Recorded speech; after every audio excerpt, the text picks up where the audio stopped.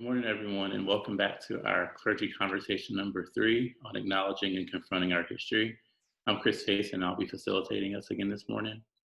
So I will share my screen so we can see the topic or time period for today. Let's see.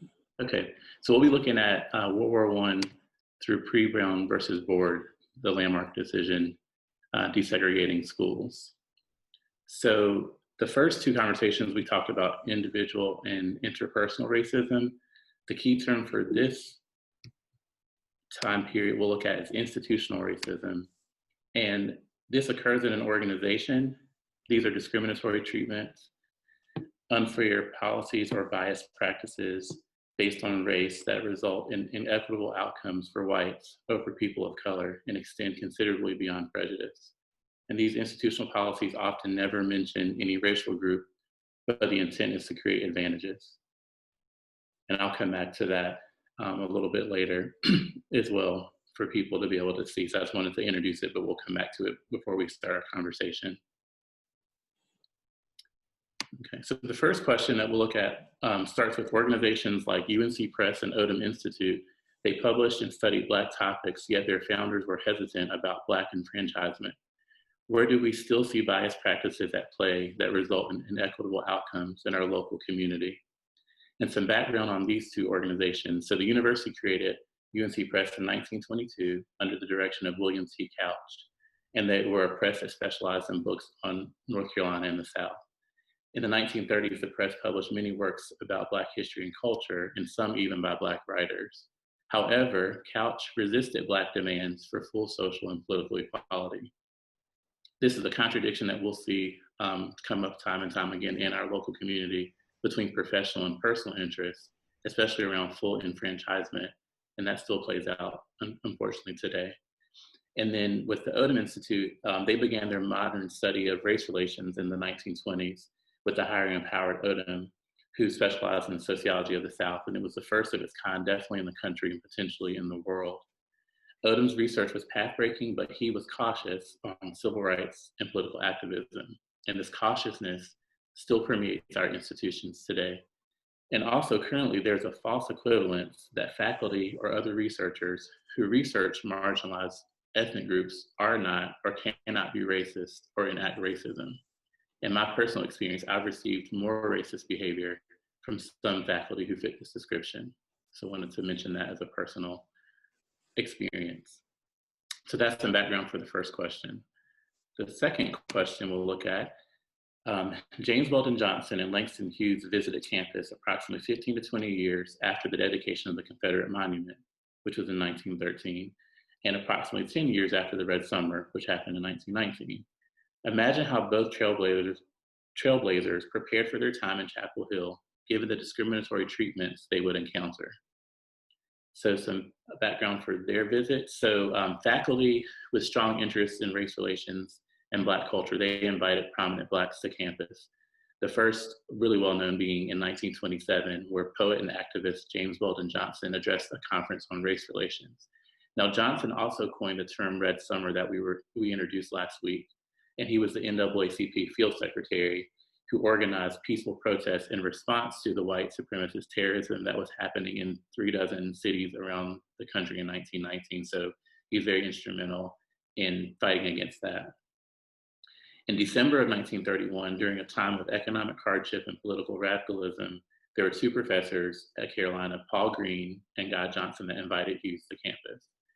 So the idea for a literary and social commentary, Contempo, originated with 5 college classmates at Carolina, and they include Milton Avon Abernathy, Anthony Butita, Shirley Carter, Phil Liskin, and Vincent Garofalo.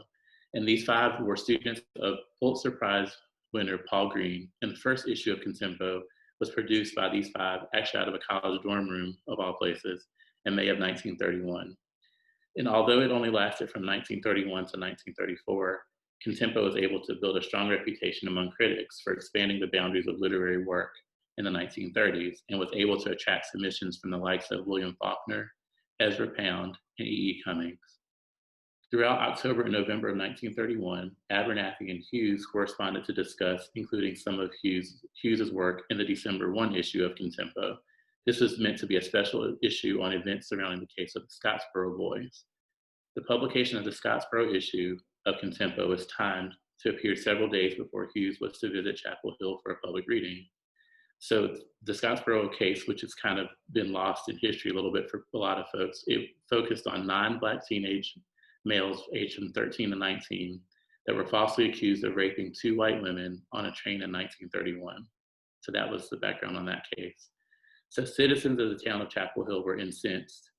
UNC President Frank Porter Graham and Chapel Hill town officials received a flood of letters denouncing Hughes as, quote, sacrilegious. And so Paul Green has a very telling quote that I'm not sure exactly of the year, but it was sometime between this time and his passing in the 60s. But he basically says that the university is like a lighthouse which throws a beam out to the far horizons of the South, yet is dark at its own base. So I'd love for us to come back to that quote at some point. I think is very telling about who Chapel Hill has been over time and maybe who we are now when it comes to as it relates to race issues. So that's the second question, background. And then the last question 3, the military has been a major contributor to Jim Crow customs over time. Black naval officers could not train to be pilots, yet were allowed to entertain. In what venues do unfair policies never mention any racial group, but the intent is to create racial advantages in Chapel Hill today? So the example that some of you may be familiar with is a military group through the Navy called the B-1 Band. So in 1942, the US Navy began a training program for thousands of future pilots. All the trainees were white, but the Navy did assign a Black band to campus to play at military and community events. The university would not allow them to house on campus because of Jim Crow laws, so they lived at a local community center.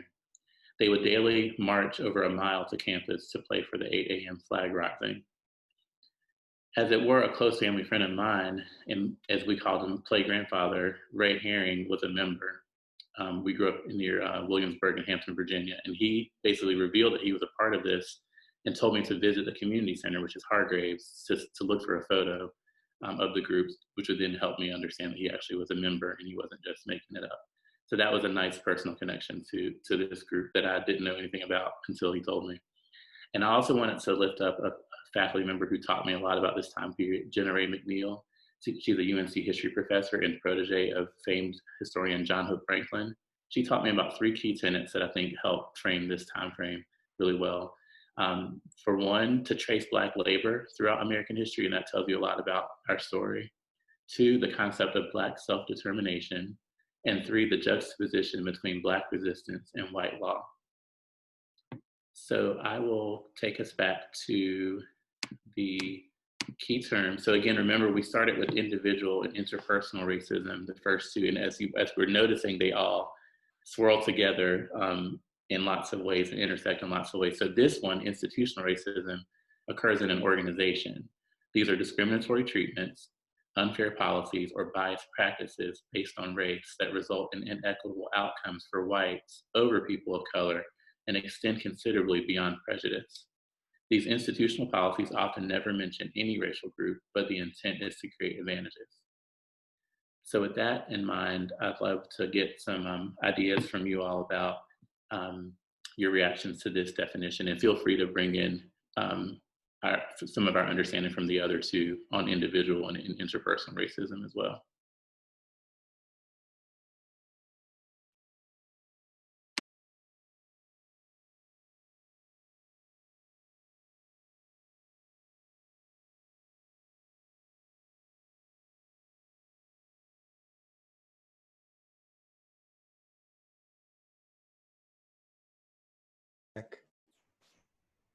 Are we going to go back to seeing one another, Chris, or?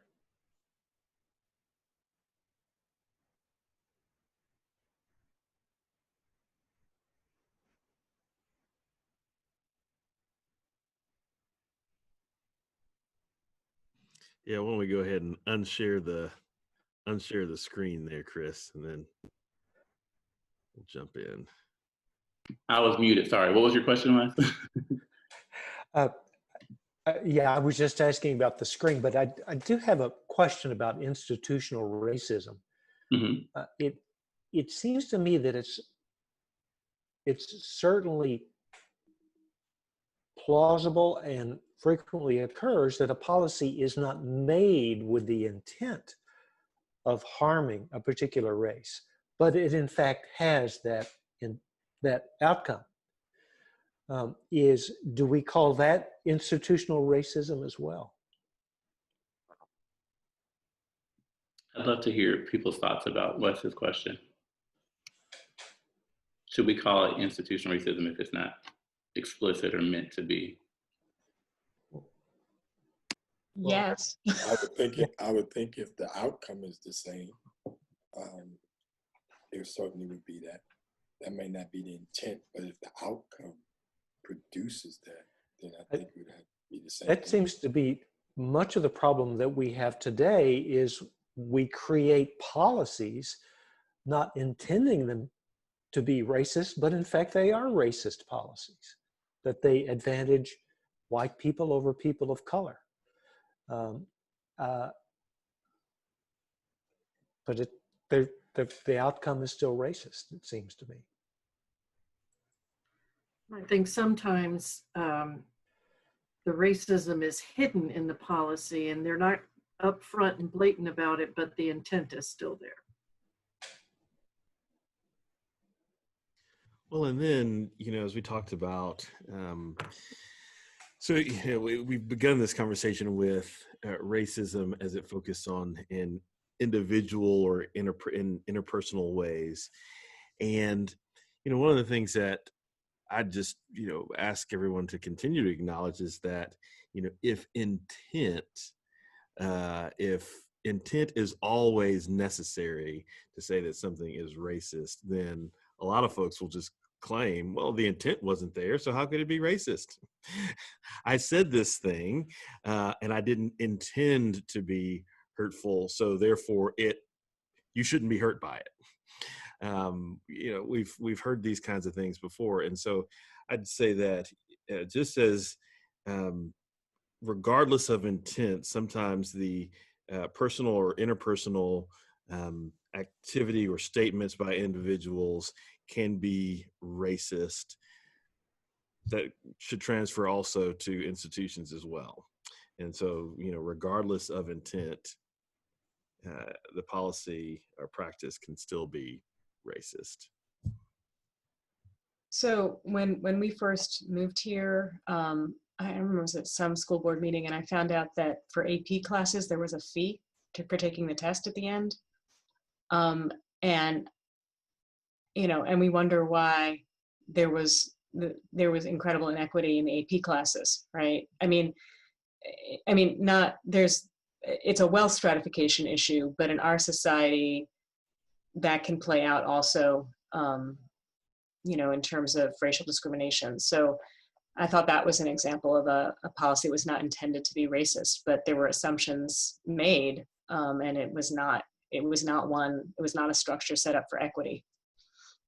Regardless, beyond race, just wealth. But It also seems possible to me, we know that frequently schools which Black students attend are not well funded, they're not good schools. And then for our university to say, well, you need to take the SAT, and if you don't score well on this SAT, then you can't come to our university. It seems to me that has the potential of being a racist policy in and of itself. and I might get myself in trouble with this one, but here we go. Even something as subtle as like the PTA structure when we were first here, that depending on how many volunteer hours a school had, they got more money from the PTA store, right? So that assumes that there are parents that don't have to work and that can volunteer. And so the schools who have more parents, right? I think that policy changed over time, and now it's completely different. But when I first came, that was a structure. So which school? My congregation watching this might notice that maybe I don't have this fact totally right, but I believe that is the way the structure was when we first came 20 years ago.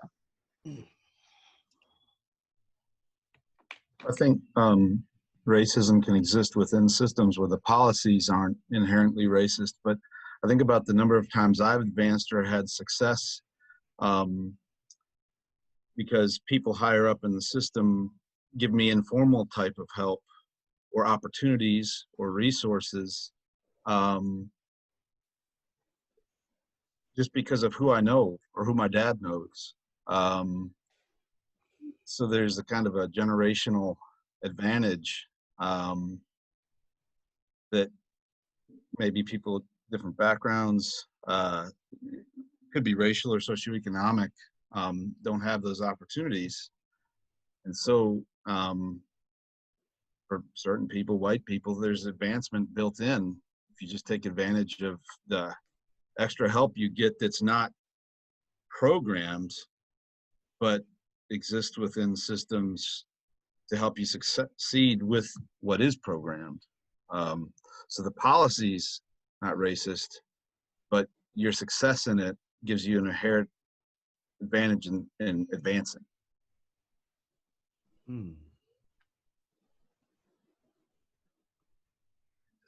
We have a history that we have to look at in order to understand this question, that the ideology of the South has always had a slant towards race. We call it privilege, but it was based on race. To say that a policy to really cut off or to limit access to power, it had to be some inherent motive there in order for one to enjoy that privilege. It's intoxicating to think that to be in a group to really enjoy. I'm trying to pick my words carefully this morning. That it is hard for me to believe that most of the policies we see were not racial, from banking to farming, even to the basic necessities of housing. So that is a question I think we need to unpack a little bit more. We would be naive to think that it is not racial, because our country has been built on race. Is what Frederick Douglass in his speech, many preached on yesterday, that we excelled in it. So, and sadly, that is still the case, but we are still dealing with something that is a social hangup that is causing this country to miss out on utilizing its greatest potential, which is the diversity of its people. Michael, I appreciate you mentioning that, because one thing I wanted to refer to with when Jen mentions AP test. So I think College Board, I don't know if they still do it, they created some sort of like AP access because they realized it was, a barrier for students. But to Michael's point, things like advanced placement, even the SAT, gifted education, even special education were all created right before Brown because they saw the potential of mixing happen. And to Michael's point, like, everything that we see really is based on race, especially in the South. And we're just trying to look at examples locally, so that people can, as Paul Green said, not just look all around and cast our light around the South, but then be dark at our own base. So there's pretty much anything you look at is really based upon race. And we want to try to think about kind of turning over stones here so that we can try to affect change where we are. But I appreciate Michael mentioning that, and Jen mentioned the AP, and definitely PTA. Like anything with schools is going to be based on race, especially any kind of achievement, any kind of test, or like we don't even need to restate the obvious. We know that that's the case. Let's talk about how we're going to address it. How many of us attended school here in Chapel Hill or in the Durham area? I did, yeah. So over in Durham. And so speak about the AP, I've had two brothers who were taken out of the black school and were taken across town to the white school for AP testing, which there was one teacher at the school who said we would not be able to address their needs here. They must go somewhere else. So that in itself tells us the inequity of some of the policies there.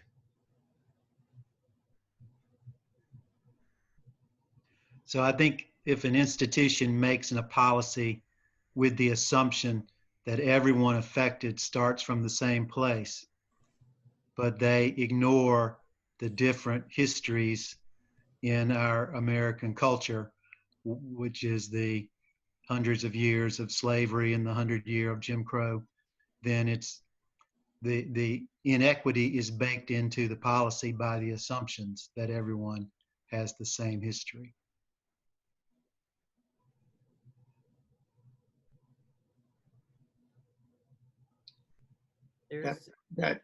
Oh, go ahead, Ian.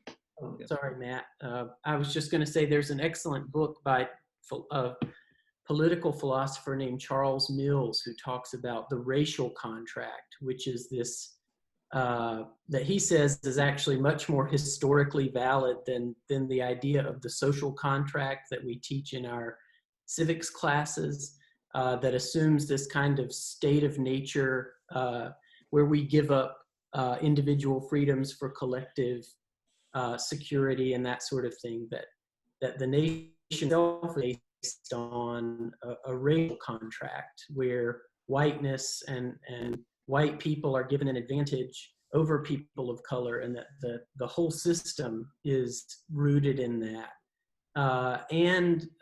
So, you know, as you, just to echo what you all were saying, that these, no matter where this is explicitly named in a policy, if it's rooted in our society, it is inherently drawing from this same well.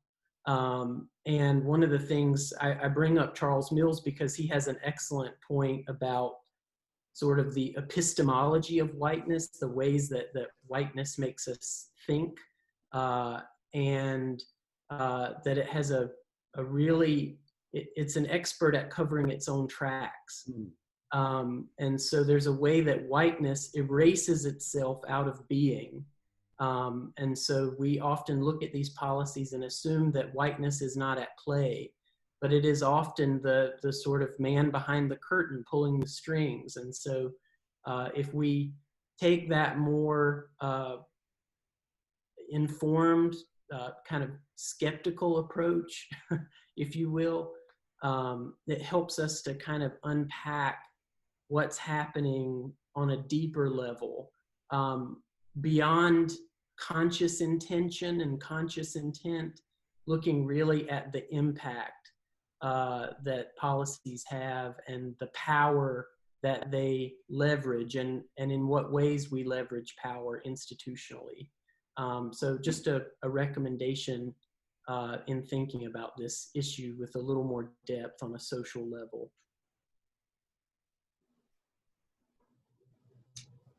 That Paul Green quote and that image of the lighthouse is really striking, especially when you think of the motto of UNC. It's a beautiful motto, the Lux Libertas, light and liberty. And then that stark realization that that is not embodied. The Daily Tar Heel had an article, it was about 4 years ago, about admissions practices, and not necessarily just the practices, but outcome, which is what was mentioned earlier. What kind of outcome do the policies actually produce? And so the numbers were in a state where 22% of the population is Black, out of a first-year class of approximately 5,000 students, the number of Black male students admitted in a first-year class has never exceeded 125. That's a striking number.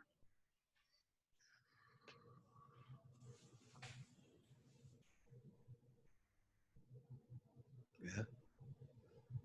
Any other thoughts about the definition before we move into some of the questions on this time period?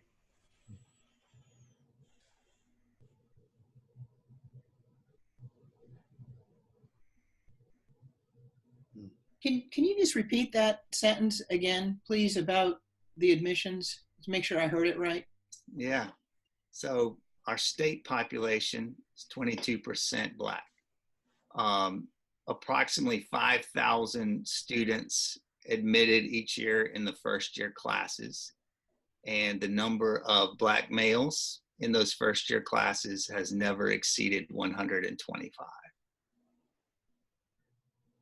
Thank you. That's according to a Daily Tar Heel article from 2017.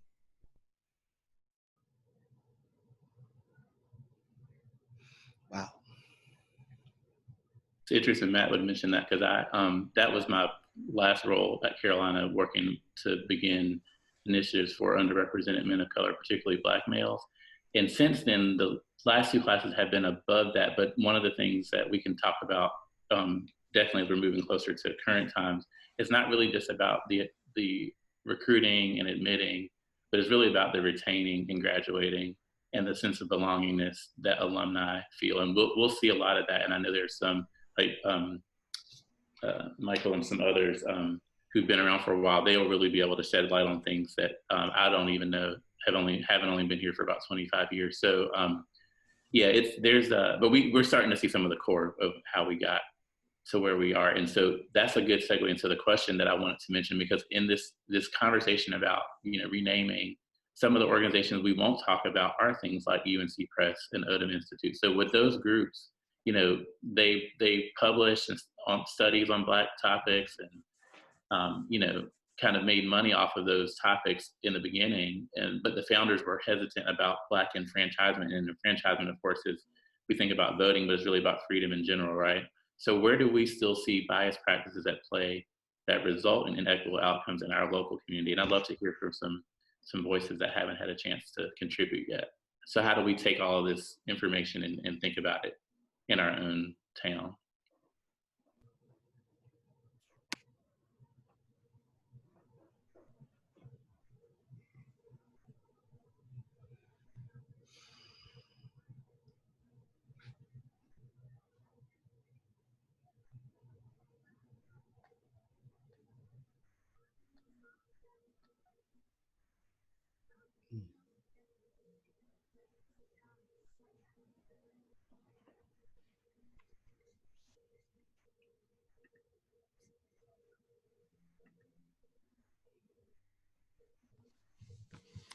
Maybe someone who has talked before has got to talk again to get us started here. So I think we said it last time that, or maybe it was the first week, that as you look at our institutions all across our town, if we were to rename or pull down everything that had some kind of racist origin, we'd rename or tear down just about everything. I mean, it's just everywhere. And this sense that that the founders were hesitant about Black enfranchisement, my gosh, where have I not seen hesitancy around Black enfranchisement from major institutions? That, kind of going back to our definition, might not have been consciously hesitant, but certainly in practice have demonstrated a great deal of hesitancy, even to the present.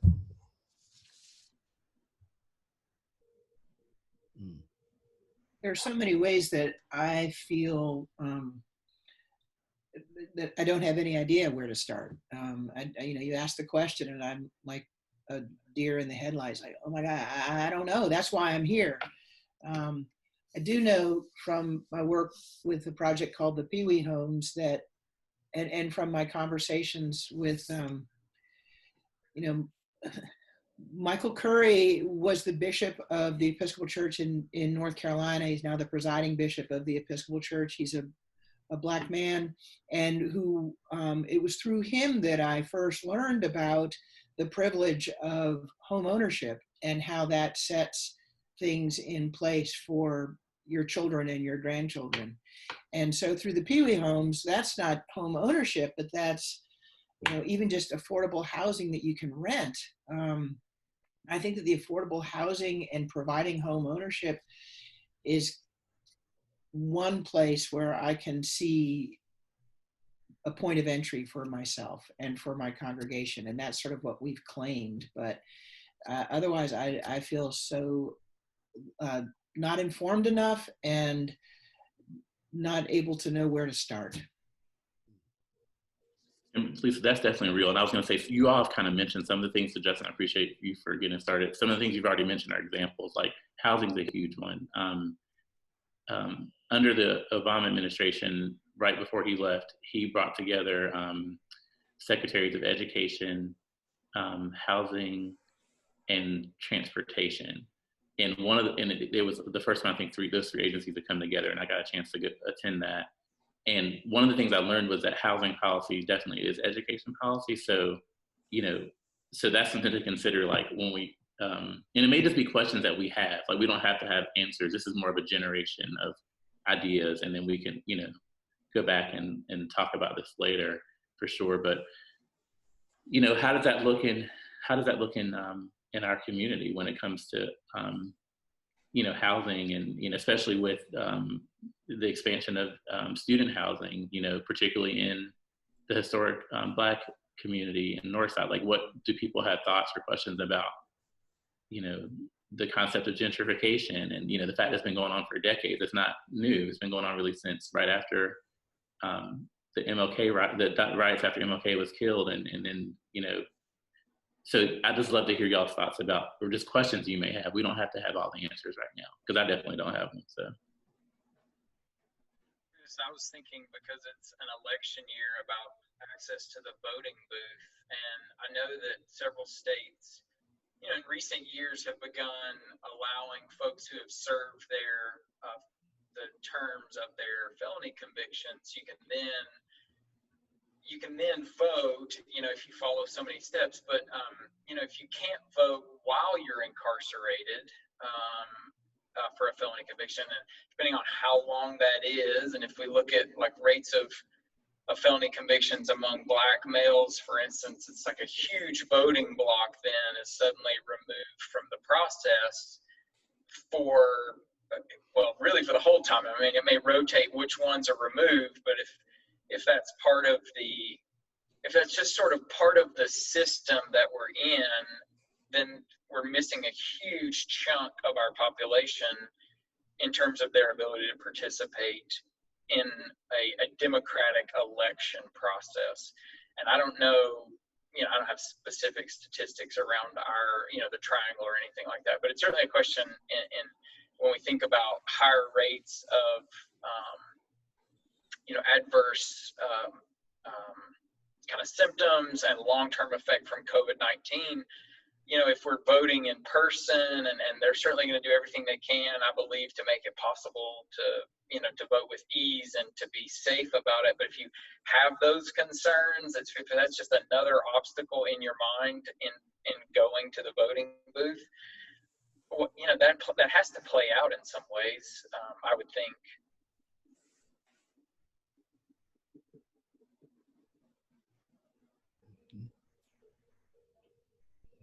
I'd like to ask a little bit more about Chris, you'd mentioned North Side and gentrification, and perhaps Michael has some thoughts here. But I've lived in Chapel Hill in two different stints, and one was until 2007, then moved back in 2017. I've seen a tremendous amount of gentrification in North Side, just given those 10 years. And, when I think about Black communities and how they are disrupted, I think, so I'm from Houston, so I think about major thoroughfares being, put through communities. And I think about Third Ward in Houston, how a major freeway was cut through there. Well, certainly reshape the community. And then what I began to see is people buying up homes and then tearing them down and putting up, other, and it began the gentrification process. And I've seen more the latter taking place in the North Side. But Michael, would you have any reflections about what you are seeing and observing continuously happening? Yes, in the North Side area, it's you see homes that were once occupied by African Americans who offered $300,000 for a home, which they know, which the value of it far exceeds that. Having members who live in areas where they have tried to hold on to their family houses by staying there, policies that are being enacted in their own communities, for instance, how to park in front of their house, how much noise, the noise ordinances in their area. These are elderly people. From even with the Hargraves Center, persons not really realizing the history of that place or what it represents. North Side is just, it is now, as I stated in our first session, is becoming a marker of sorts, just a historical marker. Say we were here because we can't afford to live in our own neighborhood now, or what was our neighborhood. In 1981, I visited my brother who pastored St. Paul, who is an alum of UNC, to see at one time, Columbia was the dividing line in terms of the active life on Franklin. It stopped at church. Since that time, it has just flown down to an area that personally I never thought would really have any type of nightlife to it. And this displacing people. Now I understand there's progress, but there is also some respect. The North Side is an area where, you go through it and you see students living in houses, and some are being torn down. And the cost of some of those homes. I passed to St. Paul, and I can't even live in North Side. It's too expensive. So, so that's I think Justin and I, we had this conversation about 2 years ago about how, and we passed in this city and we can't even live in it. I can't live in it. It's not because of the cost.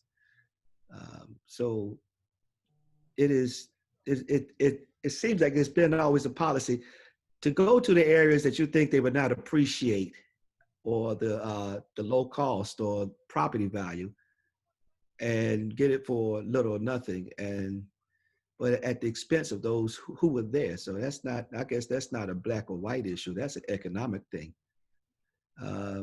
But the North Side has really suffered.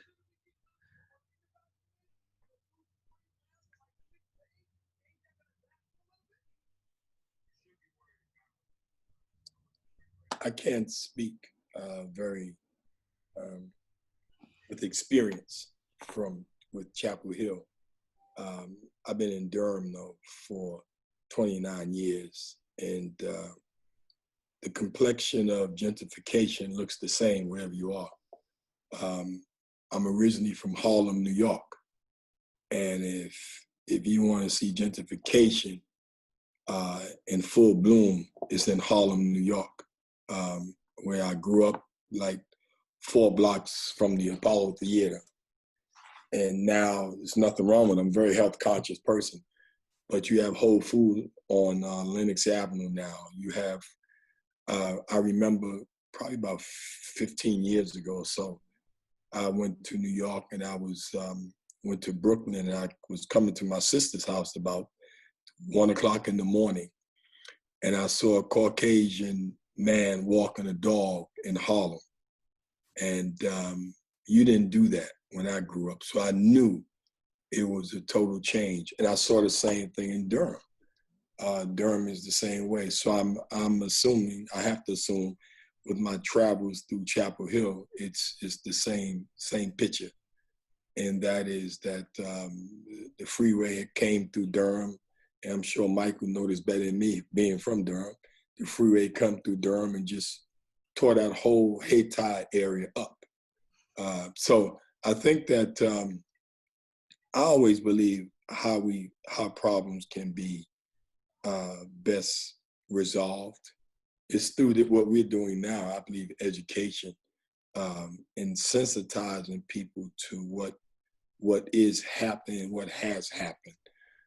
There's a few things you all said today I wasn't aware of, but I become more aware of it. And more aware you become, I think the more conscious actions you can take and protect yourself and those who come behind you. So this is a very important forum for me, very important.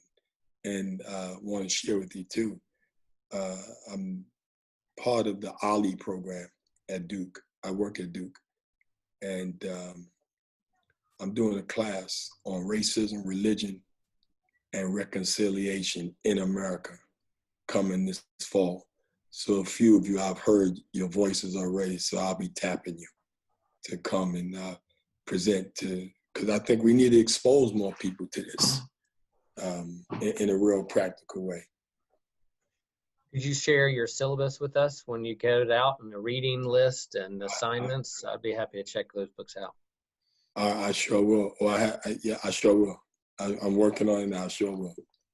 Thank you. This has been a great awakening. Growing up in Durham, I grew up in Hayti. So I remember when 147 was cut through, and it was on the premise that you have better housing and better access. It's for the city. But what it did was it displaced a lot of residents to Cornwallis Court, to McDougal Terrace, and at various places. Chapel Hill was viewed as utopia. It was almost like reading the Sally Dick and Jane books, you know. Everything was clean. Everybody was happy. You know, but I used to look at it and say, where is this place? I would like to go there. So Chapel Hill was viewed as such that even at, I think about 70, 71, when Howard Lee was mayor, to have a black mayor in the early 70s of a southern city like Chapel Hill was the era of Jesse Helms. And we just knew that Chapel Hill was, amen, was utopia. But oh, when you get behind the curtain, we find that it's the same thing that from Hayti that we see on the north side, some of the same factors. So this has really helped me. And again, thank you for allowing me to express this and the sharing of these ideas. And just the north side is really a place, as you know, we once had a discussion, name your Black-owned businesses in Chapel Hill. And you'd be hard pressed to name one outside of Mama Dip's. But in the 40s, you had taxi companies, you had boarding houses, cleaners. But since then, that time, you know, it always disappeared. So this is something I'm still trying to process, Chris. I mean, there's no real definitive answer for this. You know, I appreciate you sharing about Durham because I moved there after college, like a lot of people, and was learning a lot of the history growing up near Hampton and you know, seeing the similarities. I do want to make a quick plug for, so with the Chapel Hill Historical Society, Danita Mason-Huggins, she's going to be leading a tour of North Side, and that'll be the first, I think, that I'm aware of, all Black kind of history tour that the Historical Society will be taking up. So I'm really glad that we'll have that as a resource. And then with Abdul's comment about Harlem, that's a great segue into talking about a couple of our Harlem Renaissance greats with James Weldon Johnson and Langston Hughes. So just wanted to ask people's thoughts about, their visit. I was shocked that Johnson came in 1927. I was like, well, that's not too long after, the Confederate monument with Julian Carr's awful speech about horsewhipping a Negro wench, and, Red Summer, like it wasn't even a decade after Red Summer. So what are y'all's thoughts about, how they prepared themselves? Like how do you get ready for coming to a place that you're going to receive discriminatory treatment? So any thoughts about, their visit to Chapel Hill in such an early time period? Can I ask, wasn't James Weldon Johnson born in Jacksonville, Florida? I think so. I can get back to you on that. I don't want to say for sure. I'm pretty sure he's a Southerner, yes. Yes, sir. What's the difference? Well, okay, that's a good point. I like that.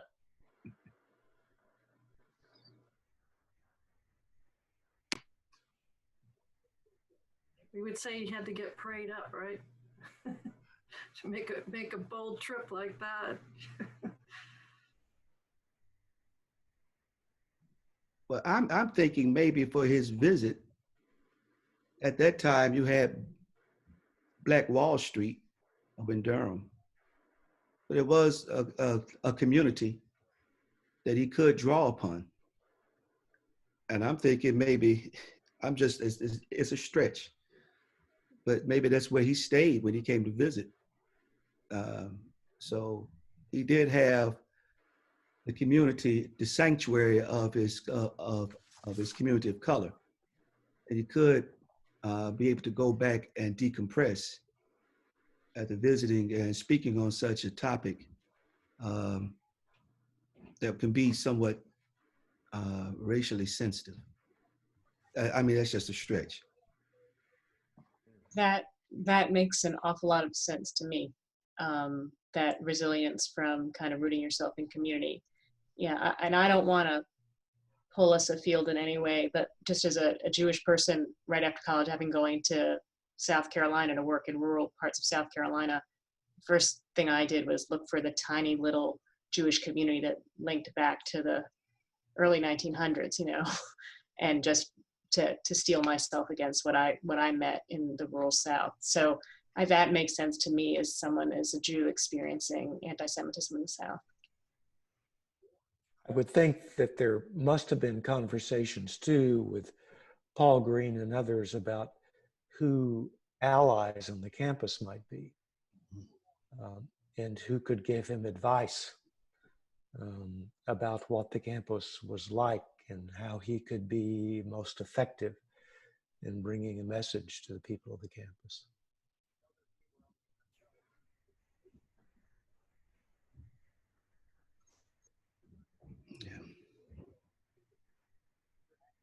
So I guess I've been reflecting on kind of a different perspective, and I don't know if this is dealing with the exact question, but the kind of sense and the easiness of bringing this Black intellectual creative person from somewhere else and having this special event with the community, the racism right there, or even seeking out and seeing those intellectual, creative poets among us. We can bring in this name, they come, we have a celebration around it, and then they're gone, and we're not dealing with the issues in our own community.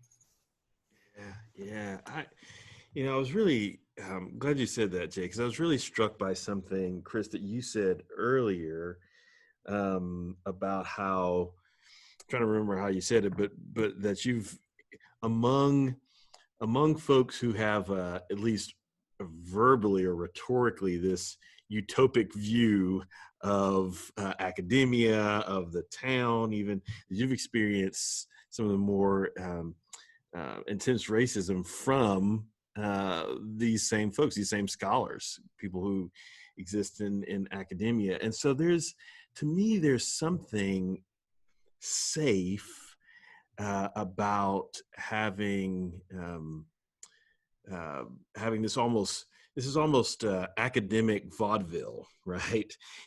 Get some folks up, get a Black person up or people of color up, have them dazzle, but then they leave. So those words aren't constantly pressing in to the community. It's exciting for a moment. We can say we did it, but then folks leave. And I'm not saying that's the intent. But again, there's a difference between intent and what actually happens. Sometimes I get a sense that we enjoy the Speech Act, but then, and that makes us believe that we've actually done something. But then you get folks to go away, and what's really there, what's still there, is this whole Julian Carr experience that was referenced before. And by the way, just after he talks about whipping that Black woman in front of Union soldiers, he goes on in one of the next paragraphs to talk about the holy duty of it. So there are people those are the folks who are still living there and who are tolerating this whole academic vaudevillian act, and then thinking, well, they're going to go, but I'm here to stay. So like a Green Book experience, huh? Like the movie. Okay. Well, and I think that it's, excuse me, it's really easy for those of us who might consider ourselves more liberal or progressive to kind of look down our noses on institutions that we consider conservative, that have these racial biases and that sort of thing. But academia, and it was many of the liberals of the time, were active in the eugenics movement, were leading the eugenics movement in our state at this same time period that we're talking about. And so, I mean, there is blood on the hands of these ostensibly liberal institutions during this time period, and thought leaders and intellectuals who were, and medical professionals who were all part of this horrifically violent movement within our state and across the country. I mean, this was a movement that was led by a lot of thought leaders and university presidents in the Northeast from Ivy League institutions and that sort of thing. And UNC is certainly as guilty as the rest of those institutions in that. So, I really appreciate that lighthouse metaphor when we think about these issues, because I think that it's easier for us to point fingers away into other parts of the state without seeing the three fingers pointing back at us. Yeah, I appreciate that. I wanted to mention too, with your colleague at United Church, who mentioned last week about Fifth Brewer. You remember he flees Chapel Hill. He's run out of Chapel Hill to Grinnell, Iowa. So this is part of the true story that we need to help people understand. Not that we can't be better, that we haven't maybe been better than some other areas. But I think that Justin's point about dazzling, takes us to the last point about, the military. Although they were the first, I will give them credit, they were the first to really desegregate, I think, of the major parts of society. It was also, it wasn't because they wanted to, they were forced to, but, Black veterans who just couldn't take fighting for something they didn't have at home. And so because, we have this naval outfit here that's only for white officers, but yet there's a band that's allowed to entertain, people. So can we think about places like, I think someone mentioned earlier about how whiteness was hidden. I think it was actually Ian. So to that point, like, can we think of venues, today where unfair policies never mention any racial group, as we were talking about earlier, but the intent is to create racial advantages in Chapel Hill today. Like, so it's kind of similar to the first question, but just wanted to give y'all a chance to respond to that. And it may be brainstorming, idea generation. It may not be that we know for sure, but we already referenced housing. Like, do we see that particularly in like the business community? Do you all have examples from that or from other parts of our local community as it relates to advantages?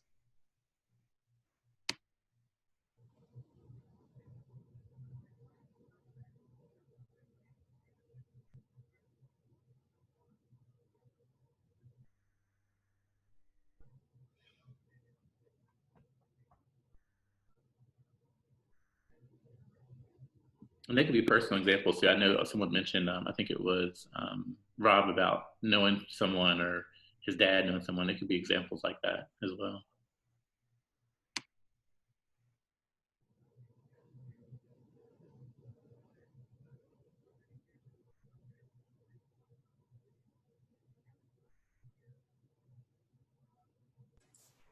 So you all know that I don't live in the Chapel Hill area, but I'm wondering, with limited access to health care that is problematic across our country, if you see that in your community, and if any of you as faith communities have had maybe an advocacy program to, have a letter writing campaign or something like that to address some of the issues that you see in your own communities.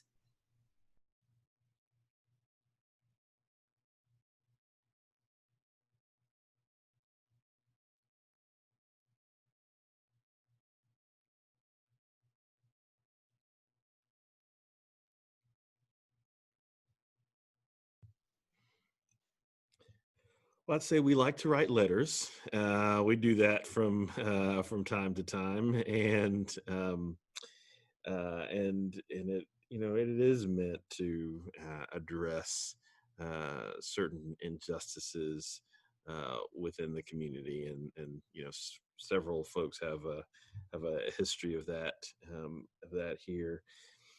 I am thinking about work. I'm struck by a conversation that my spouse had when working on her PhD at UNC. So someone thought it helpful at the time, and through much of her life, she's worn her hair in a natural way, right? So at the time, someone felt it important to have a conversation with her about how she should not wear her hair naturally, because it would affect her job opportunities locally, but just anywhere. So this conversation was had with her.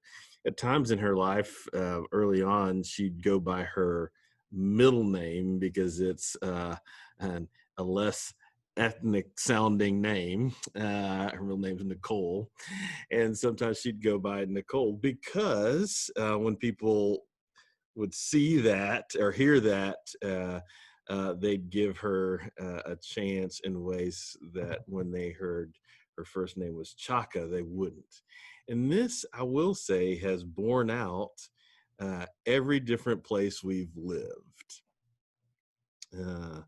And so, there's just so many ways that even the name you carry can affect the work you are able to have. I mean, it's just and how you present, and so yeah, I think that work has been affected and continues to be affected in a variety of ways. Inequities created in a variety of ways around work.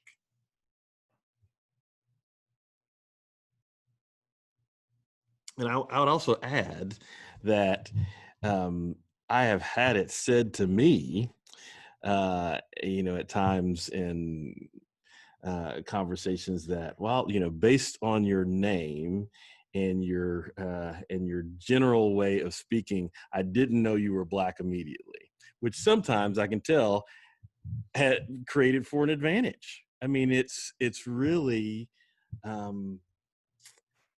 it's just all entirely problematic. And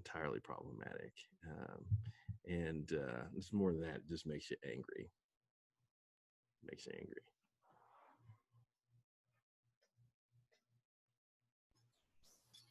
So And I find in groups I've been in, particularly speaking to public and elected officials, if I am in a group of Black and brown people and one of the few white men in the group, not only do they continually look at me, what I say is heard in a different way. This happened just last Wednesday, where I was in a group with folks and the community officials kept giving justification to why things couldn't happen in a certain way. And I simply reiterated something the other people who had been speaking had been saying, and the conversation stopped. And there was no, but this couldn't happen this way. And the folks really didn't even know how to respond. And the only difference was the color of the skin, and I was male. I said virtually exactly the same thing the other people had been saying in the conversation. I want to say this last thing. Just getting me, this question is just getting me fired up. So, you know, it's also, so in our church's 177 year history, I'm the first African-American senior pastor. You know, that's a long time for an institution. I received calls from people or messages from people all across the country noting that I'd been appointed here. And some were surprised, some were, you know, there was always a tone of folks saying, you know, we're thankful. Plenty of folks saying we're praying for you. And we hope it goes well, but we're not sure that it will. You know, that says something. And so I think about, so if we're talking about, again, work, let's talk about major institutions. Let's talk about senior leadership of every major institution, the C-suite level, however you want, or executive leadership of every major institution, and just ask questions. How many of those folks in the institution's history have been, I'm not even gonna say Black, just a person of color, and see what you get. I mean, that's also an area that we need to be thinking about as far as human resources are concerned, and that goes for all of our institutions as well. Right? I mean, we've got to be asking those questions about who cannot work simply because of the tone, their skin tone, their racial ethnic background, and this goes into the practices of every HR department. So again, most HR departments and most institutions have some kind of non-discriminatory language, but would still say, you know, we just can't seem to find diverse candidates for these positions, or the diverse candidates are not the ones who were chosen for these positions. I think we've got to ask a lot of questions about that. I can, I'm sorry. Oh, go ahead. I was just going to say on another level, the Advocate did some work in 2005 or so about race and racism. And one of the things that we determined going forward was that whenever we were going to hire, whenever we were to acquire land, we knew we were going to get land and want to build a building and all that, we determined that we would try to give first offer to a business of color. And yet, when the time came, it was, we fell back on easier practices of networks that were established. We hired a contractor who then knew all white businesses, and it ended up going with the point of least resistance. And it's something I confess, because at the time there was just so much stress to get the job done and to go with what was easiest. And we're not a big church. We don't have a staff other than me and all that stuff. I can name all kinds of excuses, but there was the intent initially. And then when it came down to it, we went with the easier way to go that was based on white networks that were already in place.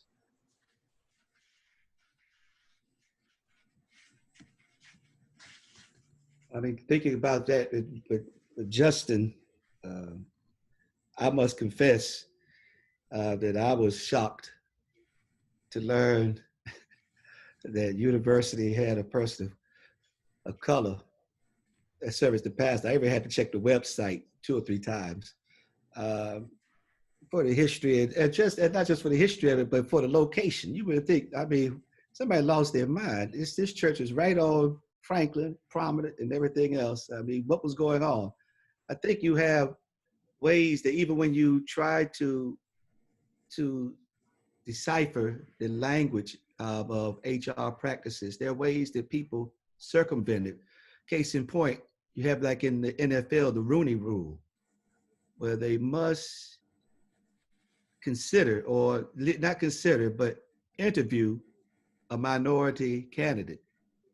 And now they're finding out that they just do that in order to satisfy that rule, because they already have someone else already in mind they really want to hire. So a lot of times we see these policies within various aspects of business. We're going to hire someone, but piggybacking on what Justin said, we just couldn't quite find that person that be able to meet what we're looking for, that quality. But what is the quality? So again, I applaud my brother. I pray for him each and every day. I can understand the pressure of having to live up to expectations that sometimes may be real and unreal. So, yeah. Well, I just appreciate Lisa's confessional spirit there, and kind of building on that and what Michael just said. This is a real challenge at United Church of Chapel Hill, which has had one of its worship expressions is La Mesa, which is a multiracial, bilingual community within our congregation that just over the past couple of years has sort of exploded in growth and sprung out sort of in spite of the predominant culture within the church, which is a predominantly white culture, that this church has sprung up. And we really now are reckoning with serious questions about the budget, about staffing, the ways that our institutional norms and networks are representative of this dominant culture, rather than attending to the needs of folks within, particularly like Latinx folks within our worshiping body. And so we're doing a lot of soul searching right now and reckoning with those issues, and also trying not to, as Michael just pointed to, burden our pastor, our one pastor of color, with all of the labor of being the point person on communication and translation and interpretation and information when it comes to addressing these concerns. And so I just wanted to share that this is a live question for us at United Church of Chapel Hill, and we certainly covet your prayers as we continue walking on this journey, and I'm sure Cameron will be able to share more about that in the coming months. Amen.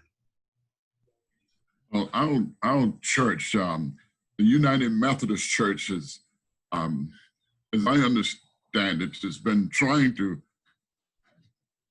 match the best pastor with the congregation, the needs of the congregation, with the gifts and graces of the pastor. And it has this thing called open itinerancy, where you're supposed to be able to be appointed to a church if you possess the gifts and graces, and the congregation was to welcome you. So some of us have gotten appointed to places with this designation as a cross-racial appointment.